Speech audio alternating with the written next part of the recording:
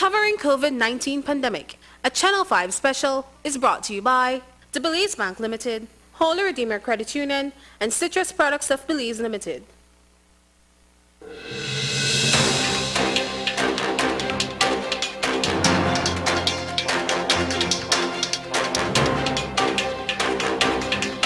Good evening and welcome to another episode in the series on covering COVID-19 at Channel 5 Special. I'm your host, William Neal, and we have our panel that will join us for tonight's show. We have Senator Mark Lizarraga, Senator for Private Sector. We have Audrey Matura, Attorney at Law and Social Activist. We have Catherine Main, Vice President Operations for Belize, Key Talkers Limited, and we have Stephen Schulte, CEO for Tropic Air Belize. Good evening and welcome to the show, panel. Good evening. Good evening. Good evening. Thank you for having us. Indeed. Now, let's just start out very briefly with just your opening remarks. Of course, this is now well past 40 days since the last confirmed case of COVID-19 for the country of Belize. What are your thoughts as we move towards this point, given the fact that we know that the state of emergency had the possibility of running for 60 days? Well, I'll start, William, and saying that one of my concerns from the strictly legal perspective is that when I read the SI, the statutory instrument, there's just too much conflict. Too much conflicting provisions, which when you put it into practice is not making sense. So I think that there is a need for a comprehensive review because you send mixed messages. It's like in one end you're saying, oh, we'll keep a curfew and we're still under a state of emergency, but on the other end, you're opening up. And I think that's because we've never seen a comprehensive plan where there's a phase one, a phase two, a phase three, and we're phasing into things. Because the truth is, I know at some point we cannot remain on lockdown. There are new norms, there are new realities, and we need to address them. But the legislation as it is does not reflect it. And two, even when there's something in there, the ability or the information out to the public is very lacking, and their understanding of how they see it is far from what's in the document. So I would like to see that addressed. I know, Audrey, this has been the second time that you have talked about just taking the entire legislation and doing a rewrite to provide clarity. We saw several versions before there was an attempt to do that because there's so much uncertainty. Yes. And amendments have to be made as we go along. Is there a better way to do it that you actually remove the SI every time? I think what is happening is, for some reason, I don't know who drafted the SIs or what the conversation is, because drafting is not an easy field. I will never pretend I could be a great drafter. It's one of the most difficult fields, how you take an idea and put it in words to concisely say what you want. So I think what they need to do, I don't know how many people review it or so, but they should be open to feedback from other professionals to try and show them where the conflict is, or as they get feedback, generally through social media, as it seems, that they make amendments. Let me give you one of the most striking examples right now that many people have missed. Regulation 10 of SI 72 says that for the purpose of preventing, controlling, containing, and suppressing the spread of the infectious disease COVID-19, sub-regulation B, every person in a public place, public space, or public office or building shall wear face mask or other face, and they put in parentheses mouth covering. When you read that using the rules of interpretation, all your mask needs to be doing is to cover your mouth. Yet police are charging people for not covering their nose. They will lose those cases. What is it you want? Did you mean that you want a mask to cover your nose and your mouth? And if you mean that, why did you put the word mouth? Or is it that the police is not understanding that the law says that all you really need to cover is your mouth, yet you're charging people for not covering their nose? So it's those kind of things that there's a conflict as to what maybe people perceive the mask was as to what the law says it is. But I'm telling you, the law only requires that you cover your mouth. And you only need to cover it when you're in a public place, public space, a public office or building, which also doesn't make sense. Because if I'm walking on the street by myself, why would I be covered? But if I'm in a crowd, I would cover. And then the controversy is now, I'm in my vehicle, my vehicle in a public space, but my vehicle legally is my private space. And so some people say it should be that you can be without it in your vehicle, and some say you can't. It's left up to interpretation. The Attorney General has said that it means that you can be in your vehicle without it. But yet when police stops you, there's another, why isn't everybody wearing their mask? Because it's not clear in the law. You can't write it and then someone interprets it, because then everybody has their own interpretation. So that's just giving an example of what my concern is in terms of what the law says and what is being practiced and what people understand. It's not connecting. I agree with what Audrey just said, and we've said in the past, we've suggested in the past actually that, it would be very practical, in our view, if these new SIs or these new laws could be circulated for some input from different sectors, from different groups of people to try and improve upon them. Because obviously the consultation, it appears, because of the great inconsistencies that we see in the finished work, that there's room for consultation and room for improvement on many times. So again, we make the plea that the net should be widened when we're seeking to get input for the drafting of these new releases, new SIs, etc. In terms of the SI and that component of it, yes, consultation would definitely assist. But I think Audrey has a point that it is also the interpretation of that SI that plays a role, right? And that SI can, and as she referenced, certain points that definitely need clarity and need editing for sure. But I also think there's another component, and you can write a very complete SI, but there can be interpretations that can cause problems as well, because persons who are interpreting this law are not lawyers as well. So there are both points to note. In terms of the fact that the continuation of the SI into the ending of June, we have to see what's going to come, right? There was really no telling initially how long we would be affected, or or what would happen with us in terms of COVID, right? I would say we have been extremely lucky in so many ways, right? Of course, the health department and in my opinion, the DHS has done a great job. But there is a component of our societal norms. There's components. There's also other components that contributed towards where we are. And at that stage in the game, we had no idea where we would be, right? So it's impossible to really say whether that was needed or not. I think what's more important and most significant for me when you think about where we're going to go is what's going to happen after this SOE or this state of emergency ends, right? What's going to happen then? If that takes place in 2 weeks, or that takes place at the ending of June, what are we going to look at in terms of the establishment of a law that address any sort of pandemic? We already know as well that this is a new normal. This is the new normal, as we keep on calling it. We know that it's likely that COVID is going to come back in December. We cannot remain in a state of emergency. So what is that new legislation going to look like? And then coming right back to what Senator and Audrey mentioned, how is the government going to incorporate collaboration of all the social partners as well? To me, that is a very critical point that we need to look at as well. All right. Thanks very much, Catherine.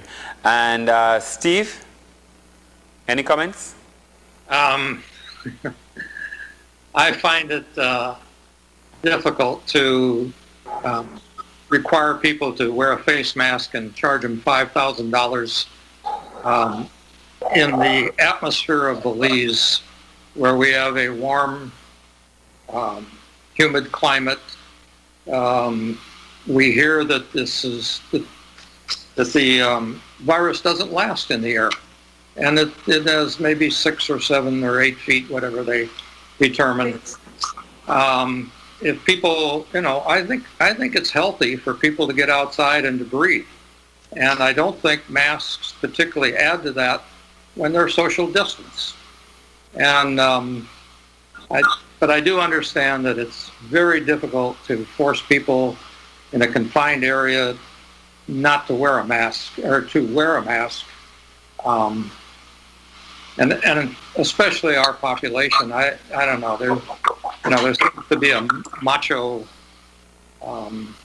attitude toward that, but somehow I think that now and in the future, we're going to have to rely on people's education, the public education of people, to teach us to take care of ourselves, to wear our masks because we want to protect ourselves.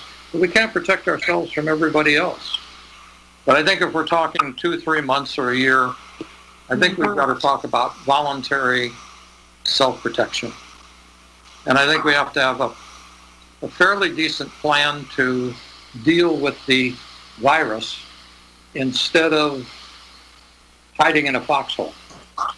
Okay? All right. Thank you very much, Steve. And thank you very much, panel, for your comments. We're going to go ahead and take our first break, and when we come back, we'll get into the deep end of our show. Don't go anywhere. Uncovering COVID-19 continues after these messages.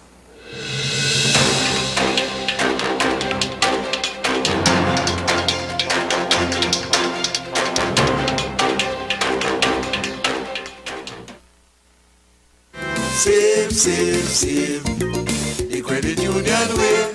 Member owners are encouraged to save regularly, borrow wisely, and repay promptly. No use keeping the money in your pocket. Soon as you turn wrong, you know you ain't got it.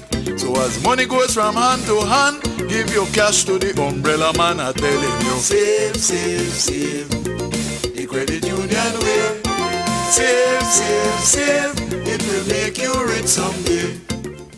So nice, Caribbean pride. Need you in my life, Caribbean pride. So nice, 100% Belizean, 100% pure and natural. Yeah, for the young and the old, for the rich and the poor, we drinking Caribbean pride. Yeah, for the hot and the cold, so me want a little more, and me not tell no lie. So nice, Caribbean pride. Need you in my life, Caribbean pride. So nice. Well, alright, tell them we drinking Caribbean pride. Orange juice, or get the grapefruit, sweet and unsweet, and you can choose. Get the apple, the pineapple, the fruit punch, just pop the bottle. Yeah, quality in every sip. Me tell you how me taste the pride in every drip. Yeah, Caribbean pride #1. Tell them we drinking Caribbean pride.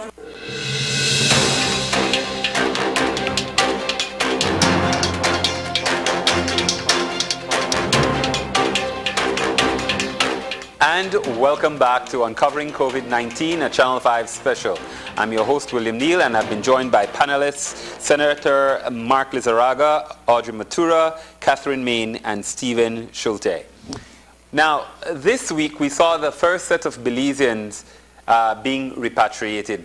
They came via cruise lines, and it was quite an interesting management when it came to getting them from the shore to the Radisson Fort George. Obviously, this is a good way to prepare, at least for many people, for the opening of the PGIA eventually, whether it takes place, as was suggested, on July 1st or any time thereafter. What was your reaction when you saw that actually being managed the way it was by authorities here on the ground? William, I was very happy, to be honest with you, for two reasons. One, there seemed to be clear guidelines and clear protocols as to how these people would be brought on shore. Although the risk, I understand, was not so high because those passengers had been pretty much free. There were no cases reported on the ship. But at least we did the exercise. At least we got our Belizean citizens back home, as we all wanted to. We want to encourage all these Belizeans that are away to come back home as soon as they can in a safe way. And I was happy to see it happen. What I was not happy to see this week, however, was that we had people clearly defying the rules of travel down south. There's some uncertainty as to why and what these individuals are doing and how they got released and how they defied rules that we have in place, protocols about going across and having interactions with people, especially from Guatemala and Mexico, because we know that there's an explosion in these two countries, and their curve just keeps going up and up and up, and that is alarming. And it's people like this that don't follow the rules that can put us into trouble again, in my view, William. So I take this opportunity. Yes. Isn't that one of the things that we're talking about in terms of the areas of gray? Because technically they'll say, well, we didn't leave Belize. Guatemalans came over to give us, ironically, Corona bear and shrimp. It depends on who you listen to, and I'm not going to get into hearsay. And I hope that a thorough investigation is done, and that the spirit of what took place. The thing is that they had contact with Guatemalan fishermen or Guatemalan territory, and that in and of itself leads me to have major concerns. And one would have thought that they would have been quarantined, as is the law. And other aspects of the law. So I don't know enough about it, but I'm saying these are the things that worry us, and these are the things that we hope we could see consistency on, right? If you have somebody in the north that tried to come home, couldn't come home, and he was put into quarantine because he was coming across from a country that had a high infection rate, then the same thing should apply in the south. The same thing should apply in the west. I'm sorry, because otherwise, what is the good, William, of the rest of us trying to follow the rules and trying to keep healthy? And we have these few individuals for stupidity doing these things. So there was good news and bad news in that regard this week. And we'll always have people testing the laws, testing the limits, in making their own interpretations. And that is why it's important that our laws be absolutely clear. And really, it's not for an attorney to interpret. It should be for the Joe public to understand. The law should be written in such a way that everybody could understand it, and you don't need a law degree to understand it. With all fairness, I think to a great extent, the Attorney General has done a wonderful job in coming on and trying to explain a lot of these laws in his own flamboyant way. Audrey? Well, my concern, William, is that, first, for the Belizeans coming home, I felt good. I would just say a big welcome. I'm glad that at least they could come, and we have measures that we're taking. And I know that there's like 500 applications, I'm told, of people wanting to come back home. I hope that everybody gets the opportunity to come back. It may not be quick as they want, but that everybody gets the opportunity and treated fairly. Nobody over the other. And I think that I'm hoping that the way they work on that is by order of request. First come, first serve. Not jump people over because I know miss him and miss her, unless there is some major emergency why the person wants to come home. Like maybe they say, her mom is undying and she really wants to see her daughter before it comes. She dies, then that person would still have to be 14 days in quarantine before they see the mom. So I would see jumping in those cases. I just want fairness and equity. On the issue down south, because the investigation is ongoing and the circumstances of what we're dealing with, the persons must be quarantined. If the investigation reveals that there's enough to be charged, then they charge them. If it's not, then they don't charge them. It still means that you're still in quarantine until then. And the bigger concern of everything is just to me the fairness of how you apply the law. If you know Mr. So, they apply it one way. If you're not Mr. So, then they apply it another way. And the optics of it in a situation where we are already locked down or we feel limited, our rights are curtailed, it's important that the authorities act with fairness. Fairness must prevail at all times so that there's a sense of trust in the state, because we've given up a lot of our rights to the state. And in return, the state should be able to show us that they can be trusted, that you will be treated fairly. Right now, a lot of that has not been shown, and thus I see people clamoring now to get out of the situation. So I'll say that for now until we could discuss the disparities in another segment. All right, thank you, Audrey. Catherine or Stephen? Sure. I agree with the senator that I think I was very happy to see Belizeans welcome home and that the process worked that was put in place, right? You can see that there was a procedure. You could see everybody was moving, see a lot of smiling faces as well. So that was fantastic to see. And yes, there are quite a number of persons, 500 plus actually, that are looking to come home. Some of them are students, some of them are persons who have gone for medical attention, others are business persons that were stuck abroad, or persons that were just out on personal vacation and now they want to be able to come back. So that is a good process, and I think last weekend's example went off very well. In terms of those that are not following the law and jumping the border illegally, that's just not acceptable. And based on what both of the other panelists have said, we really need to evaluate the circumstances and the relevant authorities need to be operating fairly and clearly as well. And if those persons are found to be guilty, they need to, we need to follow the law as well with those persons. Because that is putting all of us at risk, and that's just not acceptable. Thank you, Catherine. Stephen? Well, if your border isn't closed, you're at risk. I mean, and so when people break the law or they break the border rules, I don't think there's any answer to that except legal enforcement. And I think that's going to be forever a problem. We have a lot of people that live right on the border, and I don't really have any experience in the police work there that I can offer anything to enforce it. But I think it's endemic of a risk that we live with, and that we are going to have to address when and if we get the next outbreak, and it very well may come from people breaking the border. Yeah. That's true. Thank you, Stephen. Now, let's talk a little bit about the state of emergency as it continues. Some of the conversation has centered around crime and whether it is having an effect on crime. Of course, this week we saw a little spike in terms of what's happening with criminal elements in the country, including the attack of Asian businessman in Kings Park. How do we manage this in terms of the state of emergency, especially when people are talking about it as being a deterrent for crime? Is it really? It certainly has been in San Pedro.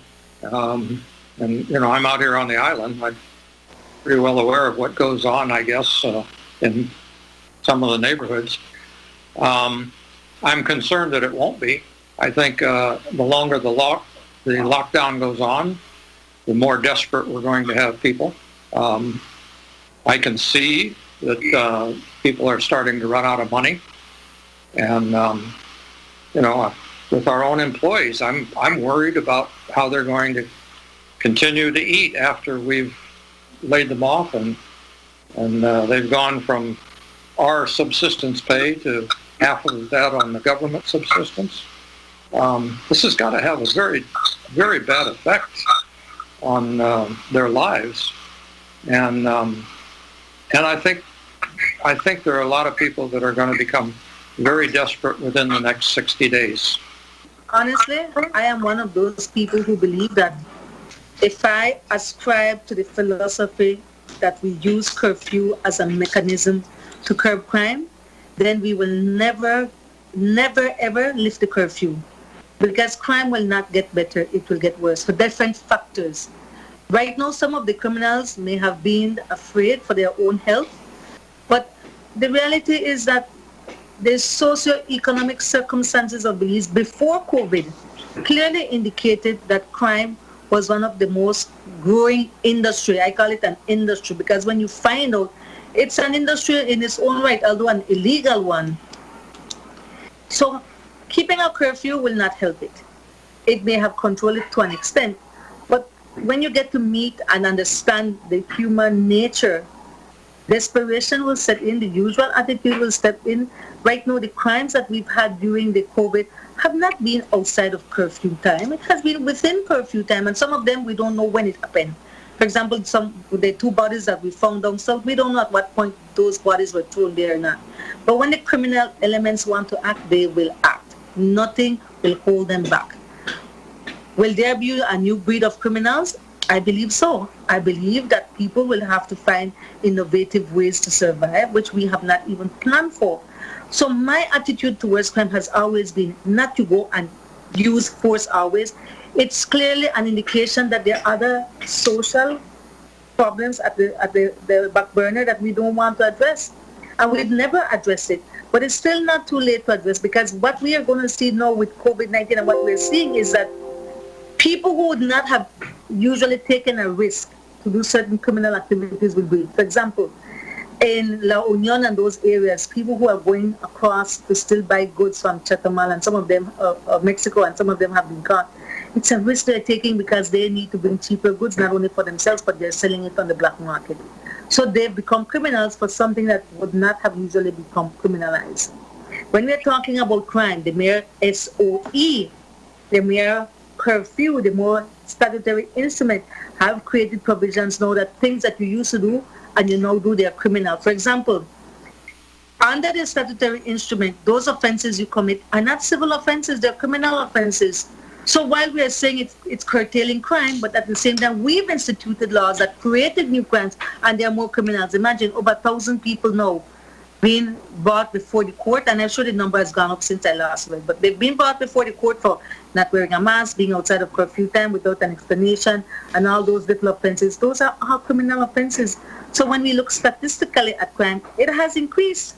It has increased because before it wasn't a crime not to have on a mask. And what I find that the discretion only goes to a certain class of people. The average Belizean does not get that discretion. So if we want to talk about crime, it has increased during the SOE. If we want to talk about hardcore crime, the murders, the killing, the drug trafficking, it has eased down, but it will come back. It will come back. Those people don't change overnight because there was a state of emergency. They're just waiting for the right time, and you're seeing now it's starting to show up again. And like I said, crime doesn't have an hour the same way death doesn't have.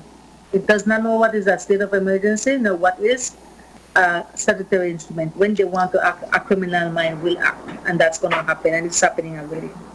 Sure, Mark. I think that laws are made for the common good. And I think that there is no doubt in my mind and in the minds of many right-thinking Belizeans that this state of emergency has in fact had a positive impact on the amount of murders and hardcore crime that we saw. It was just shooting up through the roof prior to the state of emergency coming into effect. So it has had a positive impact, in my view. And we've saved lives, actually. We've saved a lot of lives by having that hard crackdown and the series of things that we did to address the criminal elements. Now, before this all started, back in March when we addressed the budget, we talked about the 3 major storms that were facing this country. One was a health storm, one was a social crisis, a typhoon, one was this economic crisis that we had, a tsunami that was before us. So these things have not all disappeared. We've managed to put a lid on the health crisis for now, thank goodness. In great part to luck and in great part to a dedicated bunch of team, and we've managed to hold that on the wraps for now. But the underlying social and economic issues remain.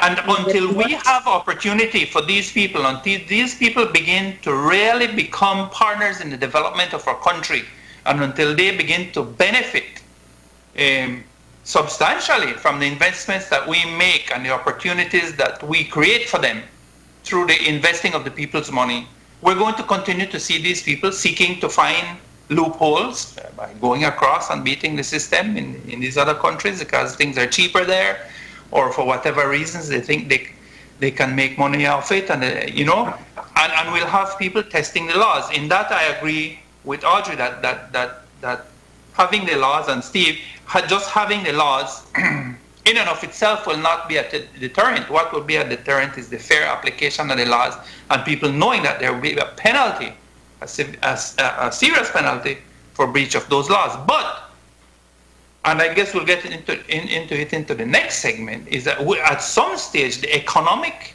decisions that we make and the economic direction that we plan to take in the near future has to impact these people in a positive way and has to give them this sense of ownership and buy-in to the whole common good in our country. In other words, they have to feel that they are part of this vision. They have to feel that they are part of Belize and that all our efforts together will improve all of us. And if we continue to have segments that are disconnected and will not make, either we do not bring them into the formal system or they see no benefit in coming into the formal system, we'll continue to have these social issues. And now it's a shame that we have all of these things piling up on top of us, but these are things that we saw coming and we kept talking about and we've ignored them. And I'm happy to say that this week we've been calling for plans and plans and plans. And this week, finally, I think the conversation has really come to a forefront. And we hear about many groups now coming out with plans and individuals coming out with plans and suggestions, and that's healthy. The conversation has started, I believe, to talk about these issues and to see how we have failed in the last 12 years in addressing many of the things that we should have been addressing, William. And at the end of the day, like I said earlier, unless we can have everybody benefit, from this vision that we have for our country, we will continue to have issues like this. All right, thank you very much, Mark. Catherine, anything to add to that? All right. I think that what each of our panelists today has said is on point. In a sense, yes, indeed, the state of emergency did positively affect the crime component, right? For the prior to recent, basically. And so yes, we have seen that there was a positive effect prior, but we must not let our eyes off the ball and cannot forget that, as they say with the definition of socioeconomic, there's a social component and an economic component, and they go together.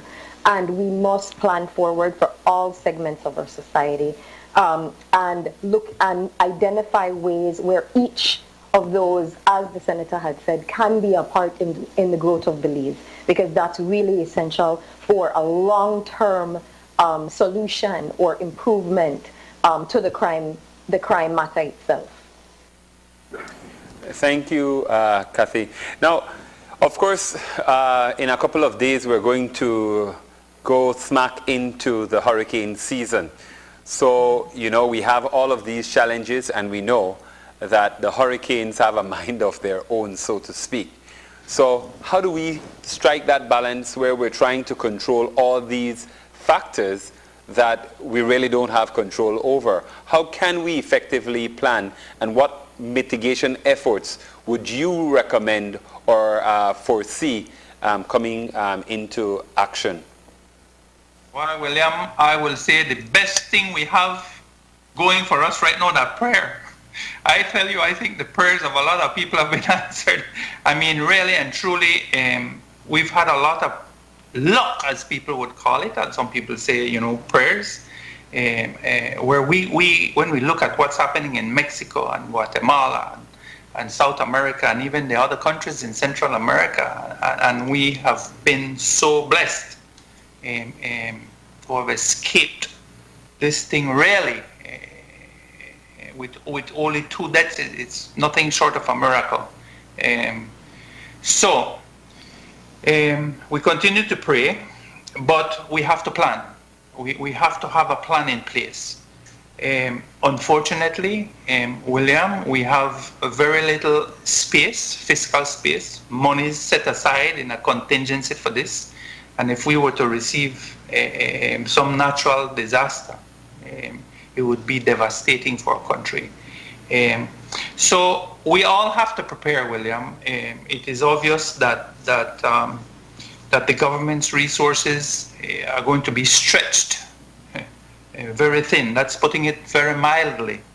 So I think Belizeans have to take care of themselves really and prepare to take care of themselves.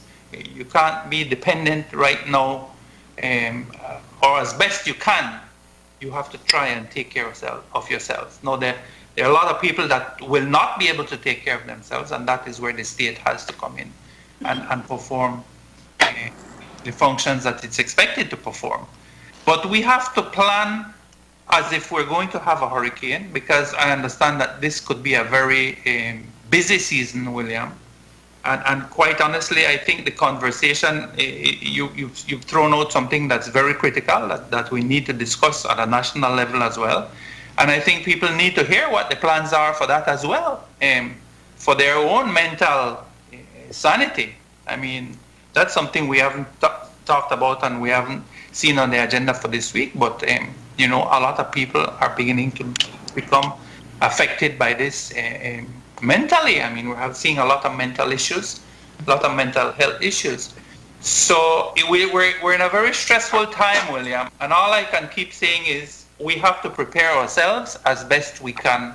We have to be proactive. We can't sit back and wait. We should all start having our own little plan in place as to what we're going to do and how we're going to react when and if we hear that, there's a storm lined up. So start preparing. That's all we can do, William. Right. And I agree with the senator there. Planning, I come from a family where planning is important.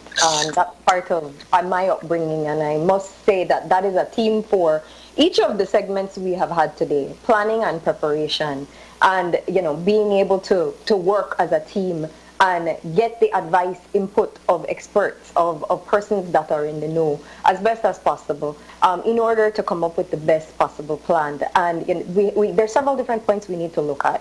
Of course, there's the new norm with COVID. There is planning for hurricanes. We have a drought that is affecting some of our businesses as well in the agricultural industry. We also have other diseases as well, dengue, of course, as an example. That's another point that needs to be looked at and planned for. So for us, we have to plan, we have to prepare for all of these things, and that is going to get us through it as best as we can. Disasters tend to pile on disasters, don't they? I think maybe Mark is right. The only thing you can do is pray, because as we lock down the country, as we strangle the economy, it's going to be more and more desperate to try to prepare for and survive a hurricane. And I don't see any answer for that. We are damned if we do, damned if we don't. I think we really have to start talking about risk-reward ratios with the economy, with the COVID, with society in general, in a government that's in the shape that we're in. I think the worst natural disaster that has ever happened to Belize is the lack of good governance. I'm not going to mince word. The Prime Minister said on the 13th of April, there's no coin of the realm. Simply said in Creole, we're broke. We've never had a government since the government of Manuel Esquivel that has tried to make sure that there is some economic planning for this country. We don't have any reserves. Yes, we could not have foretold that COVID-19 would come. But even without COVID-19, we would have been in an economic crisis. The economic crisis has only been magnified by the fact that, of course, we had to lock down, and then we knew that we're barely living from paycheck to paycheck. The government can barely meet its budgetary costs. And here what it does, it says, look, we want the public officers to tighten their belt, but then we find out about all these government allowances that they're not prepared to give up. I saw a notice from Atlantic Bank today in which it's basically saying, look, we're going to be facing a massive crisis right now of foreign exchange. And so we're telling you that we're limiting how much you can use your credit card. Those are all indicators. So I don't think there's a solution. We're talking about planning. The planning cannot be now. The planning should have been then. What we will be doing is being reactionary. People with jobs are losing their jobs, so they won't be able to meet their mortgages and basic payments. There's nothing the government can do about that because they have no money to say we have a proper unemployment relief program. They could even keep giving people money for 3 months as they said they would. We are knowing that people who already that were not employed cannot even seek employment, and the few people in their circle that was employed and helping them don't have it anymore. A simple situation that I'm trying to help people with is that people who are on dialysis right now and had people helping them or who could have afforded it because they had a job cannot afford it. So people are simply dying because they will not be able to pay for their dialysis. So I will not sugarcoat it. We're up quick without a paddle.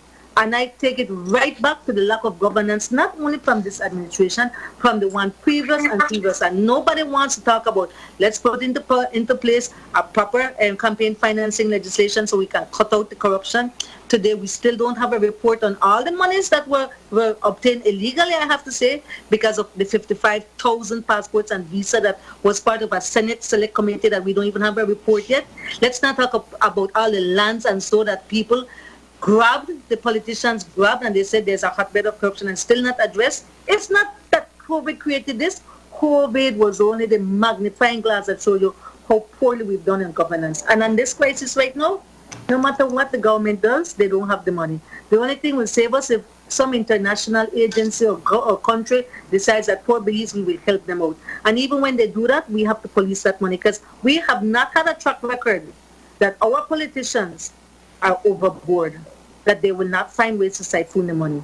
So you all can be pundits and say anything you want about the reality, but the thing is, poor governance has of where we are, and they did not, those people in government did not change overnight to become better at governing now that we have COVID. They're just trying to figure out how to keep on telling us one story after the other. The crisis is real. No matter with the best of hearts, even when employers want to keep you on, they can't. The biggest of companies and industries cannot sustain it.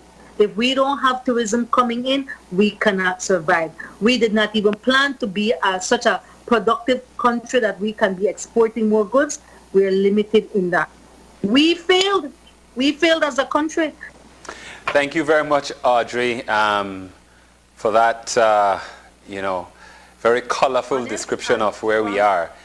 Obviously, the SIB, the Statistical Institute of Belize, this week released some figures saying that this is the fourth quarter that we are definitely seeing negative growth in the economy.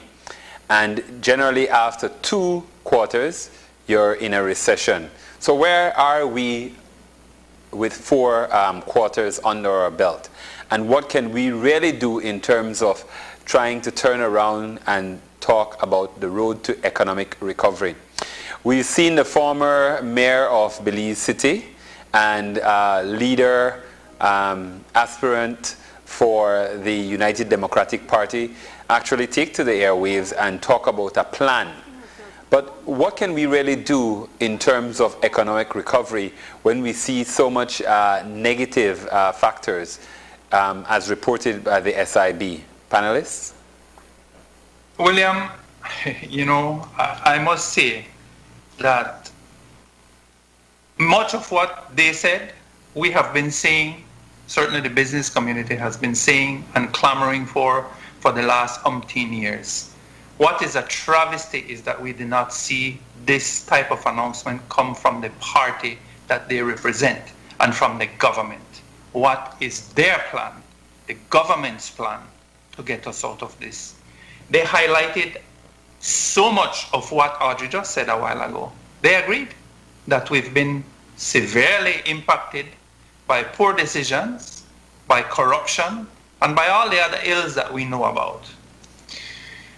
I want to focus in this little segment, William, on moving ahead, because we all know the sins of the past. And I'm only going to say it's a travesty that those excellent suggestions that are coming forth did not come from the government itself. But I understand this week that the Economic Development Council has been talking to the Chamber of Commerce, and they have come up with some strategies, and they have come up with some suggestions, and quite frankly, they're very comprehensive. and they've set out targets, they've set out timelines in which we should try to achieve these targets, and they've set out different sectors that we have to look at. They've talked about, what should we do in the short term, in the medium term. They've talked about taxation. They've talked about subsidies. They've talked about how do we address demand and consumption, because demand right now is low, and we spoke about cash flow, something that Steve is well aware of right now. There are not many people out there demanding flights, are there, Steve? So for the government to begin to collect the revenues that it needs, we also need to have demand. So how do we address demand? How do we address promoting tourism in the new norm? So I'm happy to see that the business community, one of the groups that I represent, at least the Chamber, continues to be engaged in this process, continues to discuss with the government, and now I'm looking forward to government saying, look, we've adopted these, and these are specific plans. These are specific objectives for the next quarter, and then the quarter after that, and the next year, etc., etc. Because I think the Belizean people deserve it. We deserve to have strategy in place. We deserve to have plans in place that we can believe in. Last week, I spoke about the need for vision and the need for hope. And I think that we all agree, and everybody that we've heard this week, certainly come out, have said the same thing, that we need to have a new vision and a new hope. So I look forward to the continued engagement from the Chamber and through the Economic Development Council, especially where they talk about support to small business. How do we continue? How do we keep them alive? Not only small business, but we need every job in this country right now. We need to save. And how taxation is going to play, what role is taxation going to play in the future? Because in the past, government has had this insatiable appetite for taxes. And right now, really what we need is some reprieve. What we need is some breathing room. We need to have some sort of stimulus. And if it can't be direct stimulus, it could be indirect stimulus. So that we can not only maintain the employees that we have, but come back in. As Steve mentioned, at some stage, we're going to have to make a decision, risk-reward decision, as to how much risk we're willing to take as a country and when we're willing to take that risk. Because certainly, while we're not unique in this world with the challenges that COVID has brought, we have our own unique challenges here, and we have challenges that we will have to face and we will have to solve on our own. And again, like we said last week, those challenges, I believe, will best be met when we have partnerships, meaningful partnerships, unprecedented partnerships. It can't be business as usual. We have to have meaningful dialogue, meaningful engagement, meaningful consultation, and buy-in from all the people. For us to continue as a country to be viable. So, William, I'll say those for now. And we all have a role to play. We all have a role to play. And until we can convince people that they have a role to play in this rebirth of our nation, we'll continue to have fragmented we'll continue to have people feeling disenfranchised and fragments all over the place, trying to do their own thing. So we have to have a vision and a plan that everybody can buy into, believe in, right, and work towards. Thank you very much, Mark. Anyone commenting on just... I'd like to pick up where he left off. I also sit as a board member for the Chamber, and yes, indeed. And we've actually, and Mark said it at the start, we've been working on some of these points and recommendations for a very long time, so it's not new. But it's now even more critical that these points be put forward and that action be applied as quickly as possible. Yes, there has been a lot of interaction and collaboration between the EDC and the BCCI, and we have put forward both short-term, medium-term, and long-term recommendations. Right, short-term would be more low-hanging fruit, so to say. To add to what he'd already mentioned about tax relief, etc., etc. I think another very, very important component is export. Right? How are we encouraging, and this is a less costly option potentially for the government, right? How are we encouraging exporters to export? We need the foreign exchange. How are we encouraging and setting up systems and proposals and incentives potentially for investments, persons coming into the country, opportunities that have come out of COVID or that were there prior to COVID and are being reviewed and evaluated within this new normal. I can give you for us an example specifically for our call center, and frankly, in my opinion, failure is not an option. So I will never say I have failed, and I will never want to hear anybody say failure is where I am. That's my opinion on that. And acknowledging wrongs are one thing, and we must be true and honest in terms of that. But just failure is just, for me, not an option. And I'll tell you specifically why that connects back to our company. So initially, beginning of the year, for us, we were doing well. COVID hit, and there was so much uncertainty. And, you know, we were lucky enough to be able to maintain our current employee pool, and we have two divisions. We have an at-home and we have an in-office division, and we were lucky enough to be able to maintain both. And those that were unfortunately let go were specifically connected with performance-related issues, not necessarily connected with COVID. But what we did slow down to some extent, and we did have challenges with our partners, again, that uncertainty, right? Will they be able to work? Some persons had to close down their brick and mortar call centers in the United States. So they had to send people home, so there were delays and so forth. But what we did during that time, as failure is not an option, was to take time to plan, to prepare, to identify what we wanted to do and where our opportunities were and what our strengths were as well. And out of that, I will tell you, we were lucky enough to be able to identify and get additional campaigns. And at this stage in the game, we are now hiring. So I'm looking very actively for 100 plus agents, and I need those agents as soon as possible, right? So there is something in planning, in looking at where you are, in not giving up, and in moving forward. And specifically for us, it has worked out, and we're hoping to continue to get that. There are opportunities there, and that comes right back to the investment point, where other companies in the United States are potentially looking for ways to cut back because they've lost revenue over an extended period of time. And one of those potential ways are sending their sales and customer service needs abroad to call centers like mine, others as well, because I know there are other BPOs locally that are also hiring. And we need to grab those opportunities. Again, there's a foreign exchange component and what we really need, of course, for our company, but also for the country as well. Thank you, Catherine. We're going to go ahead and take a break. And when we'll come back, we'll pick up with some of the more talk in terms of plans as we jump on the road to economic recovery and to see exactly what can be done.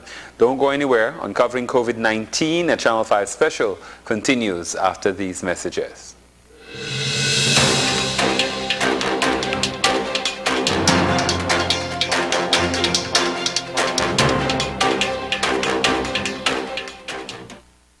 So nice, Caribbean pride. Need you in my life, Caribbean pride. So nice, 100% Belizean, 100% pure and natural. Yeah, for the young and the old, for the rich and the poor, we drinking Caribbean pride. Yeah, for the hot and the cold, so me want a little more, and me not tell no lie. So nice, Caribbean pride. Need you in my life, Caribbean pride. So nice. Well, alright, tell them we drinking Caribbean pride. Orange juice, or get the grapefruit, sweet and unsweet, and you can choose. Get the apple, the pineapple, the fruit punch, just pop the bottle. Yeah, quality in every sip.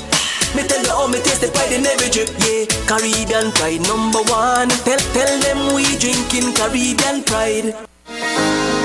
In these challenging times, the one thing that is certain is that the Belize Bank Limited is here for you. There is nothing more important than your health and safety, and we continue to make every effort to make banking safer for you. Our staff is working around the clock to make sure you can do your banking conveniently 24/7 using our mobile banking app and online banking and keeping ATMs up and running. We value your relationship with us and are here to provide the support you need. First responders are also out there 24/7. Thank you, healthcare workers, security forces, firefighters, caregivers. You are all appreciated. Stay safe. We will get through this together. The Belize Bank, our country, your bank.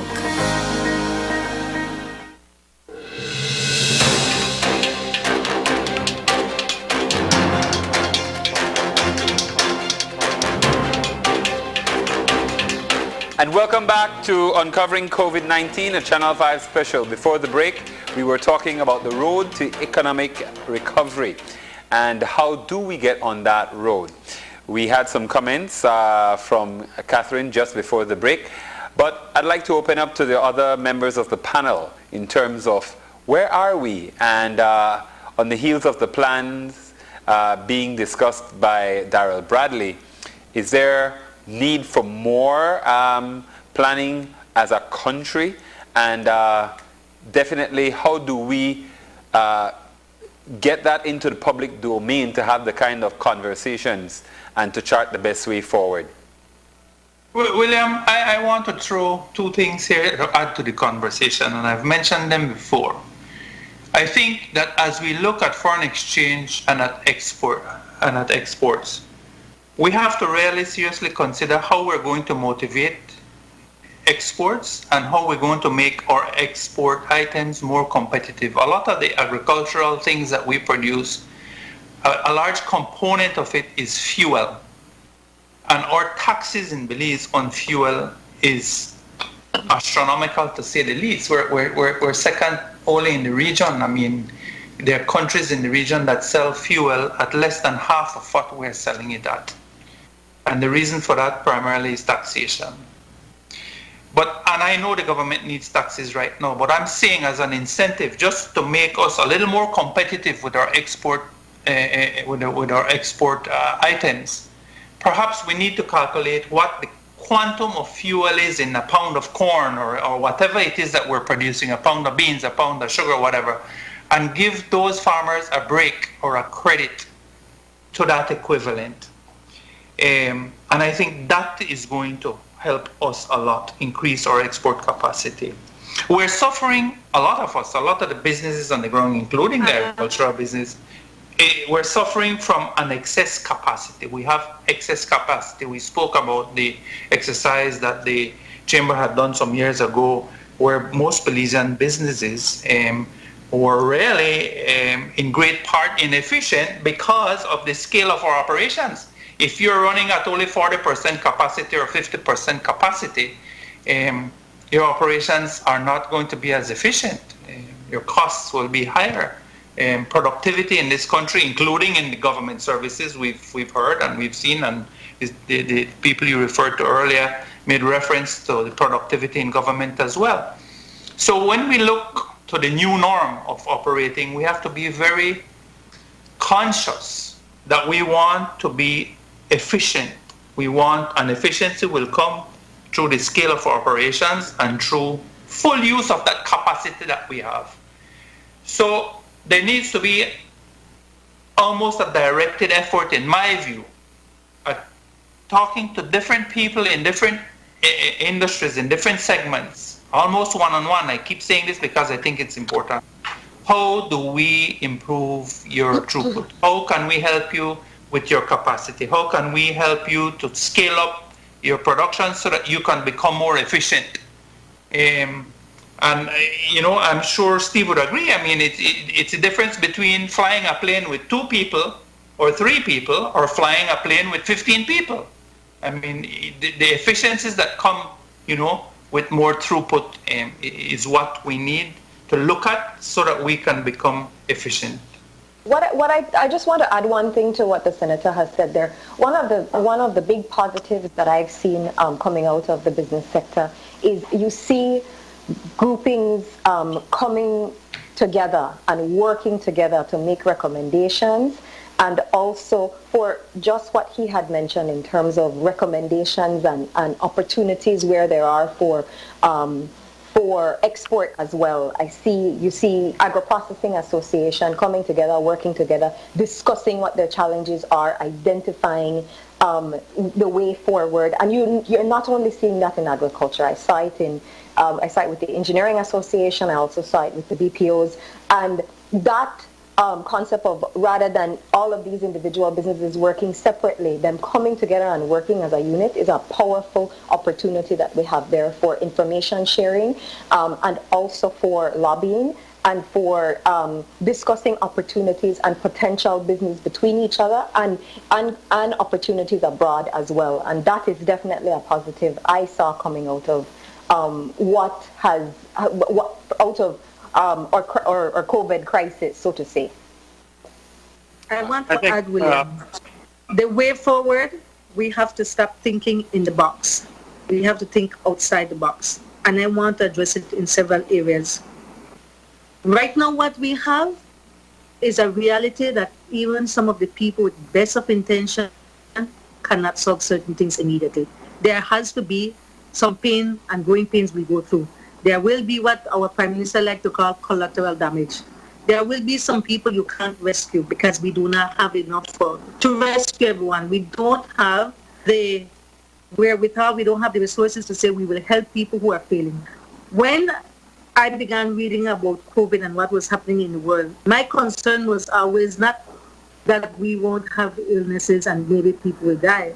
My concern was always the economic crisis that it is.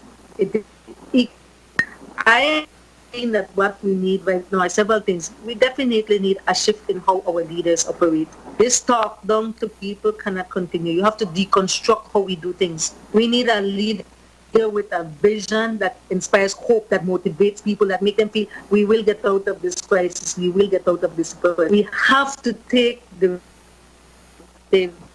come as it comes. It's a reality that the public service cannot continue the way it's operating. It was always too heavy with political appointments. There will be retrenching. It has to happen. Nobody wants to say it because an election is coming close. It will happen. When the Prime Minister says, I grieve for Belize, he knows darn well what he's talking about. So let us not pretend it won't happen. No, tourism, our main foreign exchange earner, is not operating. When we take the risk and bring them in, it does not mean that Belize will be the first. The other countries around us, especially in the Caribbean, they have a plan. Men, they're doing everything to attract. So people will go where it is cheaper and more accessible. Belize has never been the cheapest place to go, even though it's a bit accessible. So we need to think about how will we develop our agricultural sector, not only for internal consumption, but to tap into other. We need to look at how we will help the people in the business sector, because a lot of businesses are imagine businesses that never thought they would have to lay off people are laying off people. So it means that we also need to encourage entrepreneurship in other areas. I tell people, look at what has continued operating no matter what during COVID-19. And if you want to pick a career in something that continued operating. There was always food. Food is the most important thing. But what else happened? Technology. It is the technology that kept us connected. It is time for us to think outside the box and say, oh, we'll do tourism and we'll open a little whatever bar or whatever. No, we have to think long term, and we don't have that. So we have to have an immediate plan, a short-term plan, and a long-term plan. And that plan has included the ones who don't have, the ones who had and are losing it, the ones who will always have, and the ones who don't care what you have or not because they will take it from you no matter how it comes. And that's the criminals who are both street criminals and the white-collar criminals. We need to deconstruct our system of governance. We don't have accountability the way we should. If you don't have a good system of governance, even the business people don't have certainty as to how they will do business. Even the people out there who need to have faith in you won't have certainty that I have a government that cares and will look after my interests. We don't have any of that. I would want to wipe off everything, clean the slate, and start anew. And we need to start anew with leaders with vision. People think that you have to be in politics to make a difference. I don't think so. It's one of the most corrupt business you could get into in Belize right now. No accountability there. But we need people pressuring from the outside for change. That is going to seem like a long-term plan, but it has to start happening. This reality shows that it has to happen. I like some of the ideas that Darrell Bradley has, but the political system as it stands doesn't guarantee that Darrell will get in there. And even if he gets in there, that plan can only work if the system has changed. You can't put a new idea in an old system. It's like trying to put a circle in a square. You have to be prepared to say that we will scratch things from the bottom, destroy it, and start build anew. I'm concerned. When I see businesses I never thought would be collapsing, are suffering, I'm concerned because those businesses, clearly if they can't employ people, and they would not just fire people because they want to, clearly they're already seeing where business-wise they're going. If we have so much more unemployment, that trickles down. It trickles down on who can afford to go to school. It trickles down on our health system. It trickles down on our crime. It trickles down on abuse. The amount of child prostitution and prostitution that will increase. The internet is being used right now for that.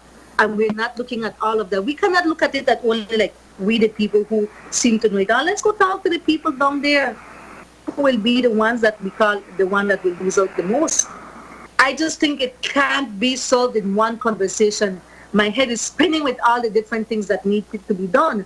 But we don't have the outlet to do it because the minute you want to talk and you have ideas, they say, oh, your name is not on the ballot, so why are you talking? The government doesn't invite you to be part of the process because they don't like what you're saying, because what you're saying is the truth. And until we can deconstruct that, I don't want to be stupid to be so optimistic that there will a change will only come if the system change and the people who control the system changes. Then I can see a future. Right now, it's mere survival. Everybody is going to see how they survive. You mark my words, I will live long enough to come back and tell you, see what's happening, unless there's a change. And I mean a substantial, structural, philosophical change. And I don't see coming into an election here. That's my view, and I would want to be able to expand more, but I won't greedy up the whole time because I know Steve, from his perspective, as a person of one of the coming from Tropicare that has been so prosperous and has done a lot, imagine they have had to now terminate people. That tells you where we are.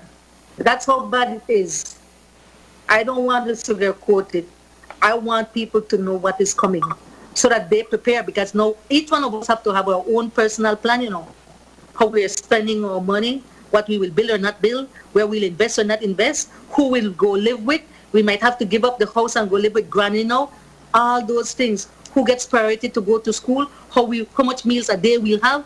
Trust me, the middle income people are becoming the poor ones. And the higher echelon ones are becoming middle income. There is a falling down in the scale. But, let's be more practical for right now. You guys are talking about the future. You're talking about what we need to do. But if we're not going to do something today and tomorrow, we're never going to get to that future. Okay? 40% of our economy is tourism. Okay? It's about 100% of our foreign exchange, as far as I can see. Now, maybe I'm wrong. Yes. Okay. See, tourism is a seasonal business. You may not think it is, and it certainly has flattened over the years. I've done all I can to flatten it, but in fact, tourism is a business that lasts from January to March. Everybody makes money. Everybody's full. It's wonderful. In April, it falls off all the way to August. Okay? And there, in Tropicare's business, in the airline business as a whole, we make money in January to February. The farmer makes money when he harvests his crop. April to August, we kind of float along, staying pretty even. September to December, we lose our shirts. And in the airline business, when you talk about losing your shirts, you're talking about millions of dollars, not small amounts. Okay? Right now, it's May 28th. Within a few days, the window of people who are going to plan their vacation for next winter starts to close. Okay? Those people are going to make hard decisions. And they're not the unemployed, they're the people with money. And Belize is an upscale market. We don't attract the low dollar tourism. When you fly to Belize and you get on a Tropic airplane, you're paying extra from that flight and more to get to Belize than you do to Cancun. And when you get to Cancun, you get off and get on a bus. Okay, so where we're at right now is we need the planning you're talking about. And the planning you're talking about says that we have to accept the risk and we have to open the airport on July 1st, or we have to close this country down for another year, because we're not going to get enough tourism in this next season. With the COVID hanging over everybody, we've already reduced the potential for tourism. Okay? You reduce it further by telling people Belize is closed, and you're not going to have enough tourists to keep the hotels open. You're not going to have enough tourists to save Tropic Air. You're not going to have enough tourists to save Maya Island Air. If you want to plan ahead, you have to do it today. And you have to do it with practicality. Okay? I can tell you that between now and December 31st of 2021, Tropic Air is going to need an infusion of $16 million to rebuild the tourism industry to 80% of what it was in 2019.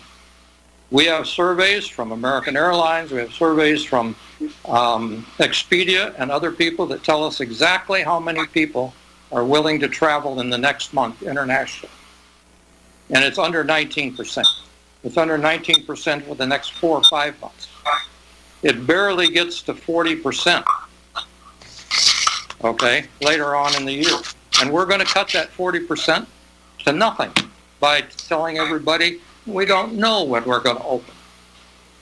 If the government can't take the risk-reward ratio that we might get COVID out of this, then we will all die. We'll die economically. It's not rocket science. And what is the risk with COVID? It's 0.0001% of a population like the United States. And somebody's going to die. The risk reward is how do we define who will die? Will it be the people who don't get their medical care here in Belize? Will it be people who commit suicide because they've lost everything? Or will it be somebody we don't know was sick and doesn't have any money to go to the doctor or even to hire the cab to take them to Carl Houston? Somewhere you just have to take a point and say, I'm going to act now. And as far as I'm concerned, from my viewpoint here, if Tropic Air is going to survive, I think the government has to decide that July 1st is the day that they've got to make it happen. I don't have any way to plan for an alternative. I don't know that. I have 18 aircraft, and they have to be serviced every day, every week to keep them in the conditions they can fly. That costs a lot of money, and when we stop servicing, they won't fly, and they won't come back. You will have burned the house down, and you don't have any place left to live. Now, that's all I can tell you about it. Steve, your comments will perhaps, I like what you called your risk-reward, what you call it, ratio? ratio. Yes, risk-reward ratio. Your risk. William, So, I think interject. one second, Audrey. Because I work the for cost of doing business now, people have been talking more along the lines of, you know, whether government can do this or can do that. You're stepping, Steve, into another territory where people may not want to realize that at some point you will, or you may have to open your borders and you will have to make those decisions. Is it, you know, are we ready yet to deal with definitely spike in infections, deaths, all of that as a part of getting back on the road? Go ahead, Audrey. I want to say something. You see how Steve outlined that? He's being practical and he's dealing with the immediate future, like today. What he's saying is an immediate decision that needs to be made between the couple next days. I wish our government leaders would come out and tell the people the honest truth about that.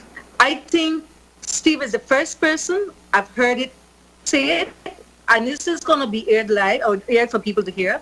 And I think that is the truth that needs to be told to people. People need to know what are the truths and what are the scenarios. The one that Steve outlined is he's looking at it. If you survive as a country, as we're going to survive, this is the economic reality. These are the deadlines. These are the time frames. These are the risks that we are going to have. But because we are pandering to the political people and we are pandering to what is happening in terms of what people say in social media, nobody wants to come out and tell the truth. Me, I operate different. I prefer my leaders come and say, this is the reality. These are our options. But right now, they're just kicking the pan down the road and nobody wants to see. And nobody wants to come out and statistically point out. And I mean, when I say nobody, I mean from those in authority that have to make the decision and has to make a tough decision.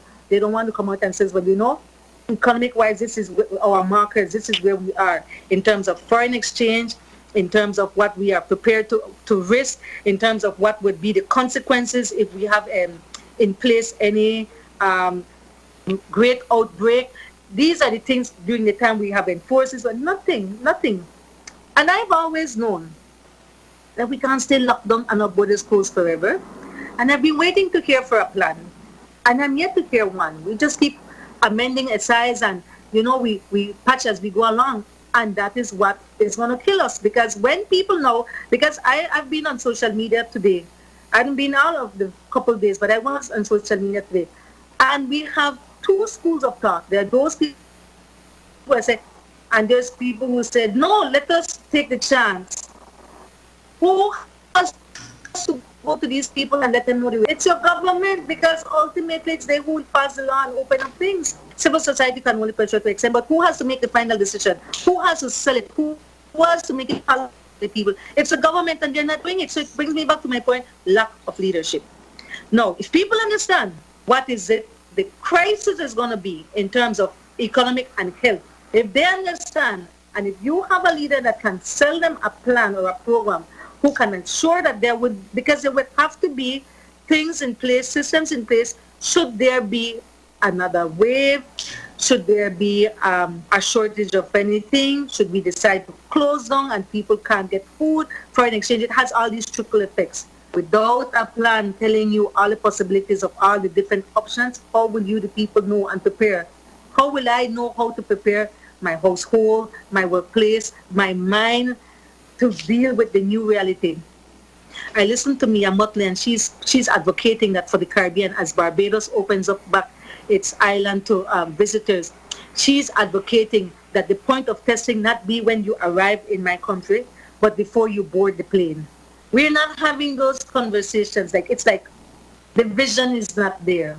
So earlier when I spoke about vision long term, yes, even short term there has to be a vision. Who will tell the people what Steve just said so that the people start preparing? How do you tell someone who is hungry and out of a job that you will stay locked down? Those people might be prepared to take the risk. We don't know. And I'm at the point where I think I want to hear from the Belizean people. I would want to be the type to come and say, look, this is the stark reality. X, Y, and Z. Let me hear your views. But let me tell you, at the end of the day, after I hear your views, I have to balance the interests of everyone, and I have to see how we survive, and this is the decision I make. And then I put up together a team to buy into that decision, and I put in place measures so that I know there's a backup plan when that decision, the eventual repercussions or possible risks come into effect. We're not having that. When we have these open conversations, I'm telling you, the Belizean people will understand and will buy it. Thank you, Audrey. Now, obviously, everybody wants to go to heaven, but nobody wants to die. So that's the reality in terms of the conversation. How honest a conversation have we had so far in terms of what are the next steps? Mark, Senator? I don't believe it in any. We need to look at the statistics, and we need to realize that we're all going to die. It's a question of, is this when going to kill us? And if we are at risk from the virus, what is the government planning to do to mitigate that risk? And I don't see any plan there either. But the fact is that if the government disappears tomorrow and we're at the mercy of the virus, 99% of us are going to survive. It may not be me. I'm in the age group that's at risk. Yes, you are. It certainly won't be that person that you were talking about that can't get their dialysis, but we're making a choice for them too. They can't get their dialysis, so they can die from that. It's a horrible decision to make.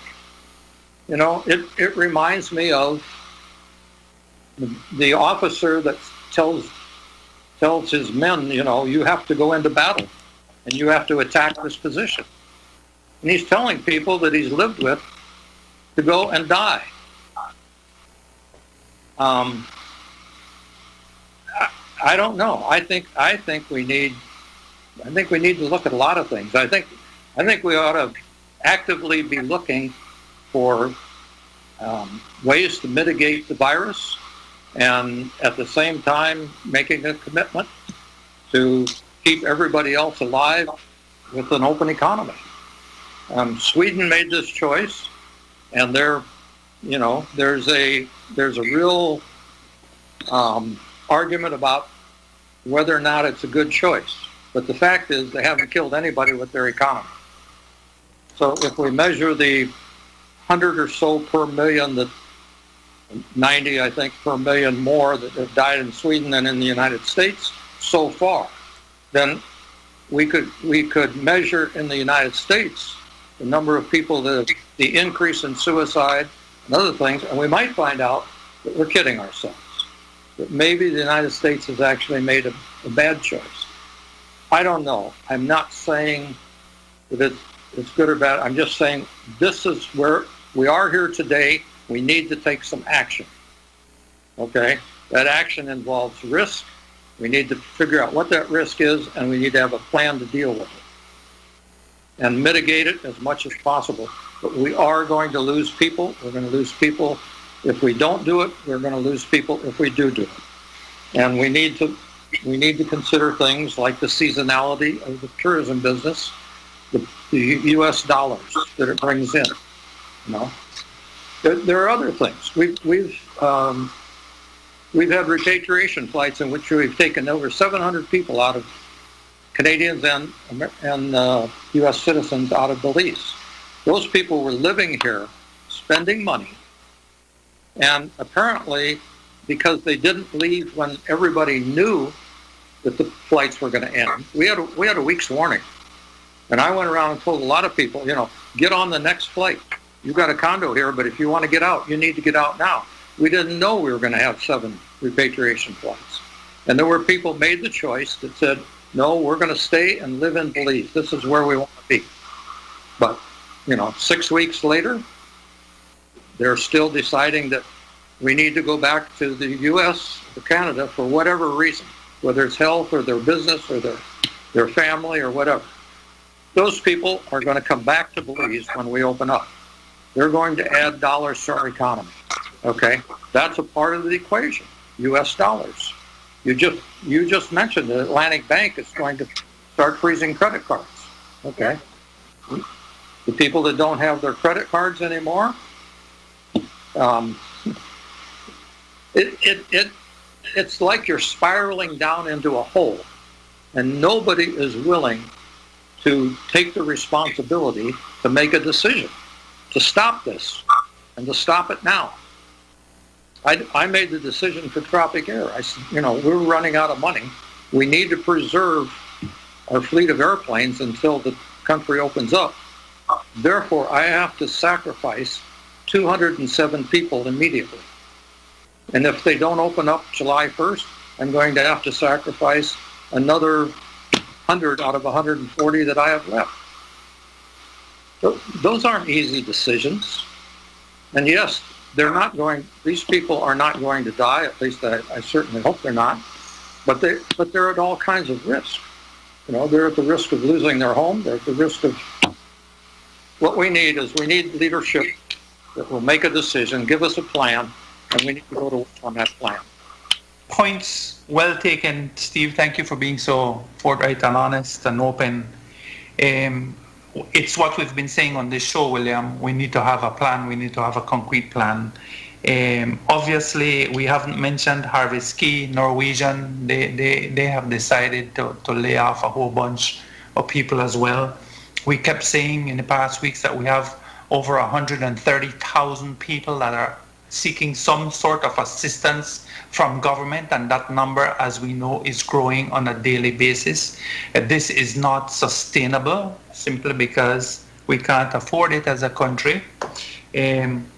So decisions need to be made, and that's why we've been calling for plans. That's why we've been calling for engagement. That's why we've been calling for more consultation, so that we have a grasp of the reality of what's happening. What we've heard from government has not been reality, to be honest with you. That they're going to continue to borrow and borrow and borrow to no end. That's not reality.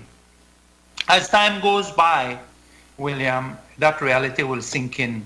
What is a travesty for me is that we close down, and I've said this before.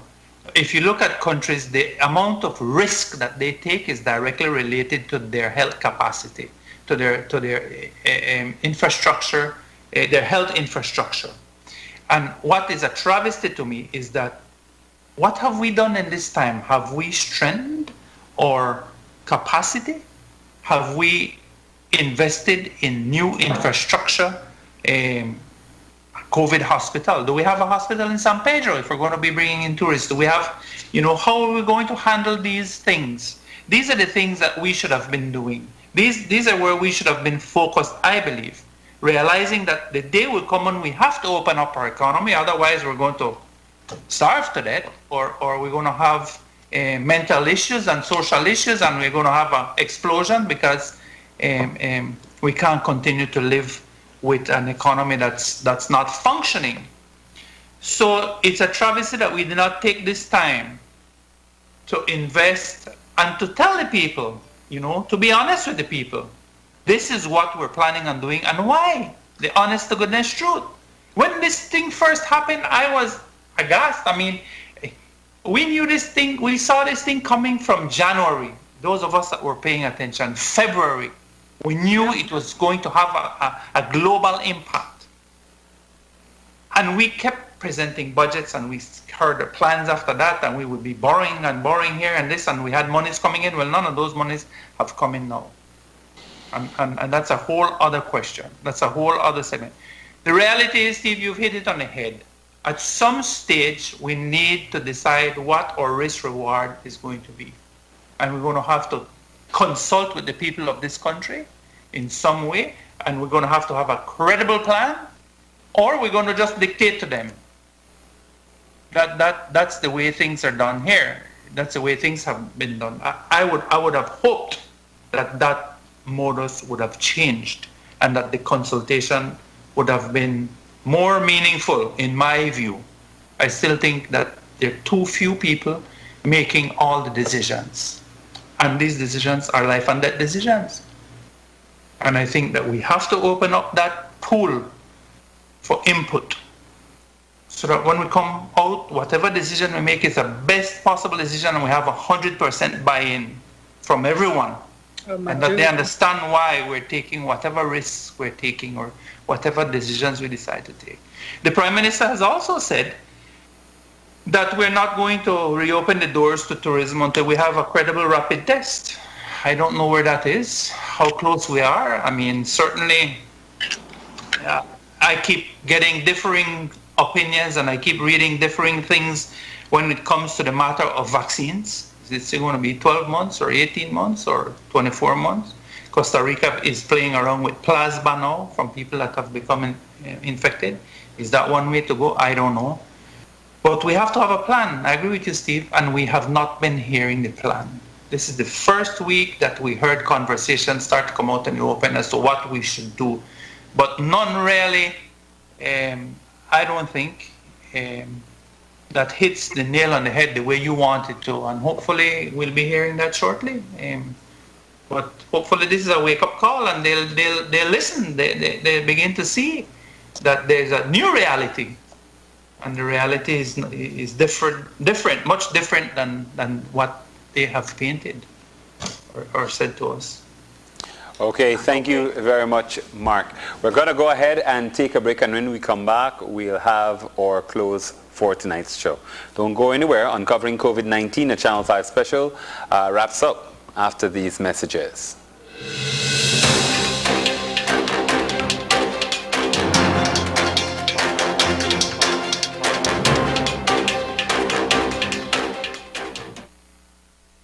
Save, save, save. The credit union way. Member owners are encouraged to save regularly, borrow wisely, and repay promptly. No use keeping the money in your pocket. Soon as you turn wrong, you know you ain't got it. So as money goes from hand to hand, give your cash to the umbrella man. I'm telling you. Save, save, save. The credit union way. Save, save, save. It will make you rich someday. In these challenging times, the one thing that is certain is that the Belize Bank Limited is here for you. There is nothing more important than your health and safety, and we continue to make every effort to make banking safer for you. Our staff is working around the clock to make sure you can do your banking conveniently 24/7 using our mobile banking app and online banking and keeping ATMs up and running. We value your relationship with us and are here to provide the support you need. First responders are also out there 24/7. Thank you, healthcare workers, security forces, firefighters, caregivers. You are all appreciated. Stay safe. We will get through this together. The Belize Bank, our country, your bank.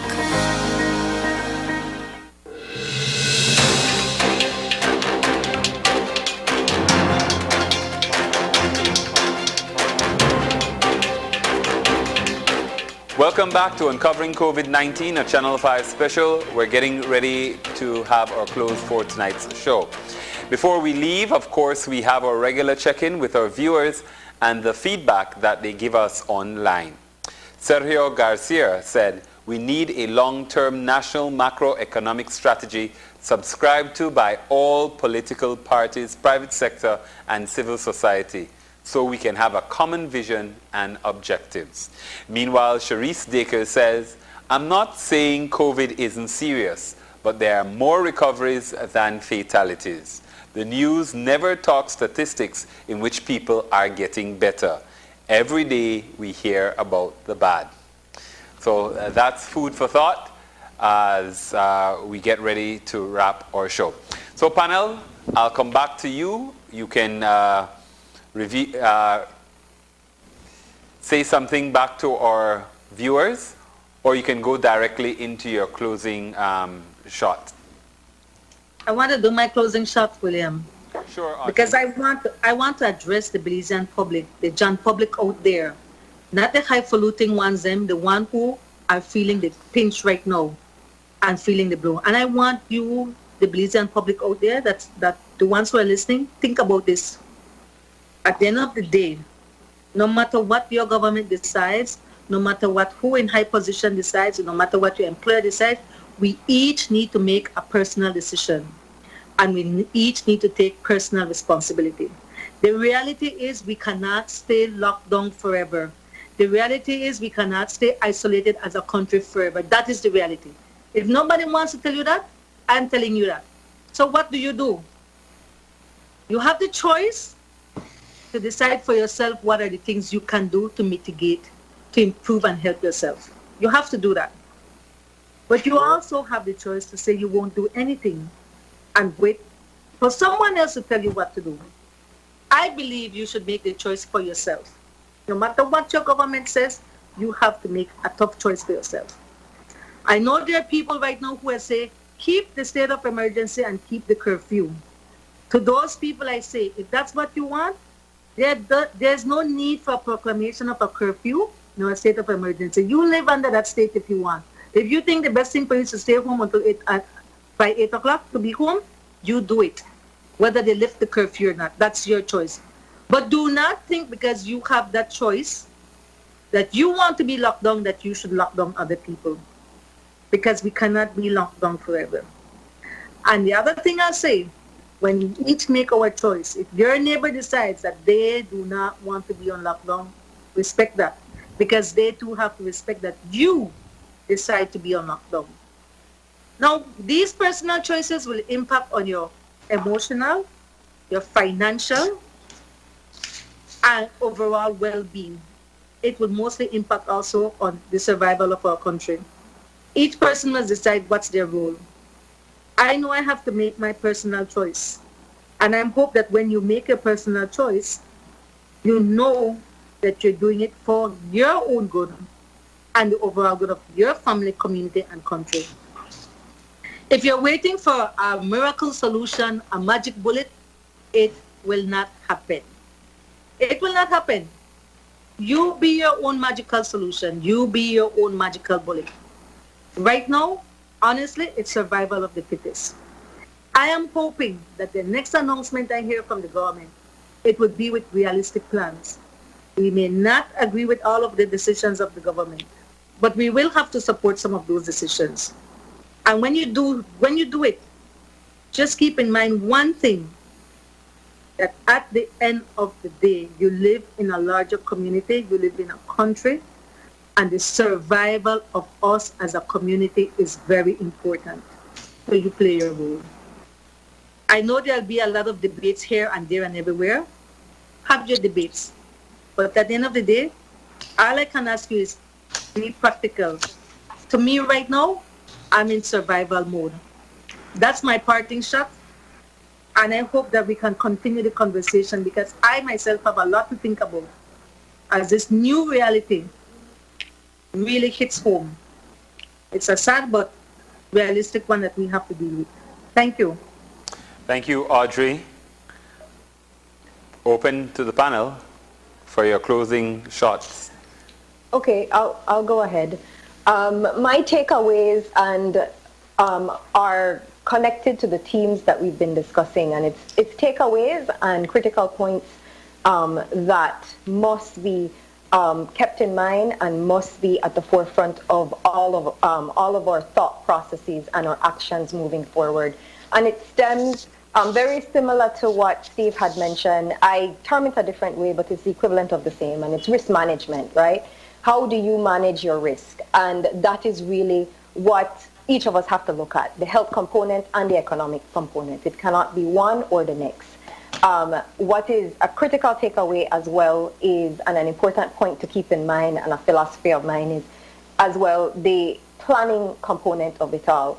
Not only the planning and what is taking place behind the scenes, but the communication of the plan and the clarity of what that plan has to say and how it is communicated, to at various levels, right? In terms of the persons who have to execute the plan, persons who have to interpret the plan, persons who are a part of what that plan means to them, and also understanding what that plan means to them. And I think that is those are critical components. I agree with, I believe, one of the audience or one of the persons had mentioned Sergio. He referenced a long-term strategic plan.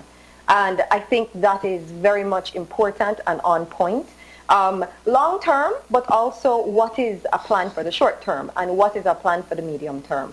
The other components of it all, and what I want to see sped up and being done and communicated very quickly, is the economic stability component of what is to come, because that is the critical part that we need to look at now, alongside the health planning and preparations that I know are underway, right? And how do we blend those, and how do we, again, coming right back to that first point, make a managed risk-based decision from there? First of all, you have to measure the risk in anything you do. Okay? The median age of the population of Belize is 26 years old. That means that 50% of the people are under 26. Look at the risk of it. If they are 100% infected, you have almost no risk for those people. You're probably not going to see a single death without a chronic underlying health condition. Okay? The 75th percentile of the population is 45 years old. 75% have 1% or less chance of dying as a healthy individual contracting the disease, this COVID-19. Okay? We have 17,000 people that are in the 65 and over age group, according to the 2019 population. Those are the risks we have to measure. That's the healthcare system we have to set up to take care of. If we open up the economy, and eventually when we will get the virus. And I agree, Audrey, you can't live on the promise of a vaccine. You can't live, how many people are going to be alive when they get the vaccine, which I understand is a year away? I mean, Trump made some big promises. We can't depend on him delivering. So the risk needs to be addressed. It needs to be publicized, and then we need to make a hard decision on it. That's all I have. Thank you very much, Steve. And Mark. William, the rule book was not written on COVID. We got it, but there's no rule book on it. And at the end of the day, every country will have to make their own rule book on COVID. And it's going to be made based on a multitude of factors.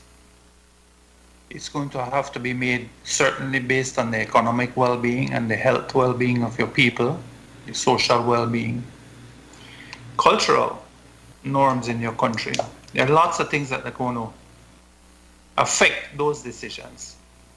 But I believe firmly that if we have visionary leadership that communicates to the people what it is that we need to do and why, the Belizean people are very smart people. They will come to the logical conclusion.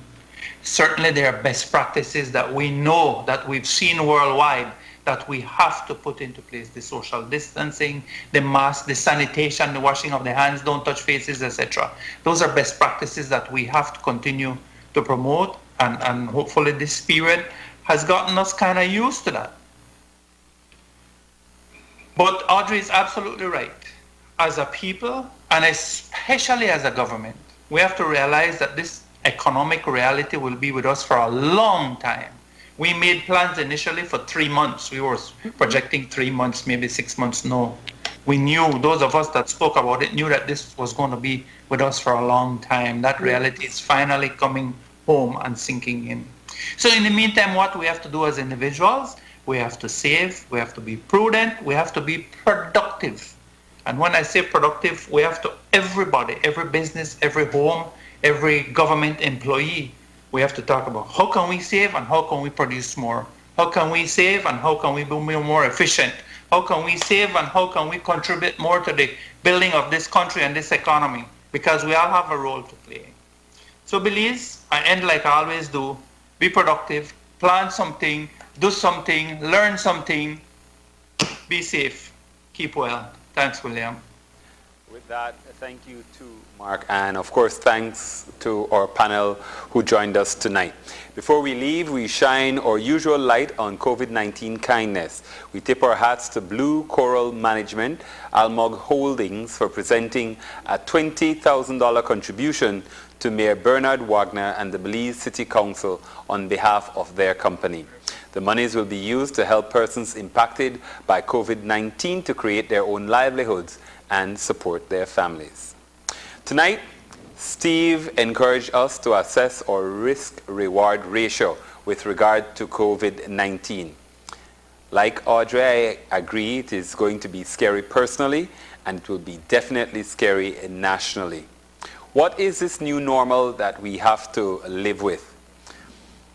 Sit down, discuss it with your friends and family, and make some decisions on how you will move forward. There's a lot of food for thought. Thanks to you, our viewers, for joining us tonight. I am William Neal, reminding you to wear your mask, stay safe, and maintain safe social distance. Until next time, good night.